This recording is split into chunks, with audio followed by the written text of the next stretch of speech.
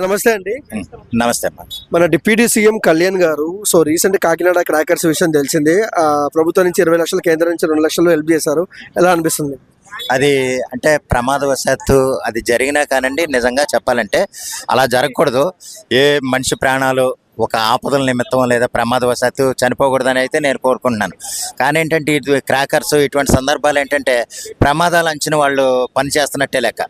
ఏది ఏమైనా సరే ఆ క్రాకర్స్లో చనిపోయిన వాళ్ళకి, సామాన్యులకి ప్రభుత్వం తరపున ముఖ్యంగా పవన్ కళ్యాణ్ గారు పూనుకుని 20 లక్షల ఆర్థిక సహాయం అందించడం అయితే ఆయన్ని ఒక జనసేన పార్టీ తరపున లేదా మామూలుగా ఒక సామాన్యుడిగా కూడా ఆయన నేను అభినందిస్తున్నానండి.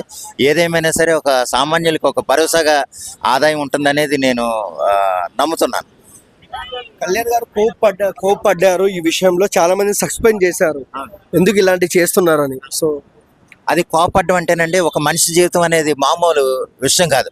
అంటే ఒక అనవసరంగా చనిపోవటం, ఏదో ఒక కారణంతో చనిపోయారంటే పర్వాలేదు. ఉత్తనే ఒక క్రాకర్స్ నిమిత్తం వాళ్ళ జీవితాలు చనిపోవటం, వాళ్ళకి ప్రజలు లేకుండా పోవటం అనేది దారుణమే కదండి. అందువల్ల ఆయన సీరియస్ అయిన విధానం తప్ప మీరు ఎందుకు అంటే ఎవరైనా సరే చిన్న చిన్న పనులు చేసి ఏదైనా యాక్సిడెంట్లో చనిపోతే మనం ఒక గుండెపోటుతో చనిపోతే అయ్యో పాపం అంటాం. కానీ యాక్సిడెంట్లో చనిపోతే అయ్యో ఇంకొంచెం బాగా నడపచ్చు కదా బండి, తొందర ర్యాష్ డ్రైవింగ్లో ఆడు ఎందుకు ఇదేడు చూడు అనేసి మనం చిన్నపాటి కోపం వస్తుంది. అదేవిధంగా ఇక్కడ క్రాకర్స్ విషయంలో కూడా కొంచెం శ్రద్ధగా ఉండి దానికి సంబంధించిన శ్రద్ధ ఏమన్నా తీసుకుంటే ఆ ప్రాణాలు పోయే అవకాశం తక్కువ ఉంటుందండి. ఎందుకంటే అక్కడ ప్రాణాలు పోయినాయి అన్న, ప్రాణాలు పోతున్నాయి, చాలా జాగ్రత్తలు తీసుకోవట్లేదన్న విషయంలో ఆయన కోపపడటం తప్ప అంతకంటే ఏం కాదు. ఎందుకంటే అదే కొంచెం శ్రద్ధ తీసుకుంటే ఏ పనైనా చేయొచ్చు. దానివల్ల ప్రమాదం లేకుండా ఏ పని ఉండదండి. దానికోసం కేర్లెస్ గాను రెక్లెస్ గాను వ్యవహరిస్తే కనుక మన ప్రాణాలను మనమే తీసుకునే అవకాశం ఇస్తాం.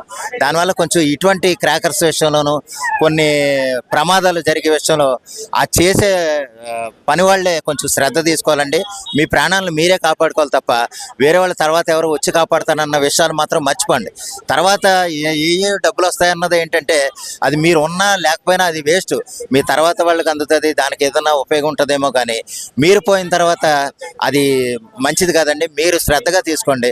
అంటే మీరు ఏదైనా మీ పనిలో మీరు శ్రద్ధ వహిస్తే కనుక కొంచెం ప్రాణాపాయం నుంచి తప్పించుకుంటాం అనేది ఆయన ఉద్దేశం. ఆ విధంగానే కొంచెం కోపడ్డారు తప్ప అంతకంటే ఏం కాదు.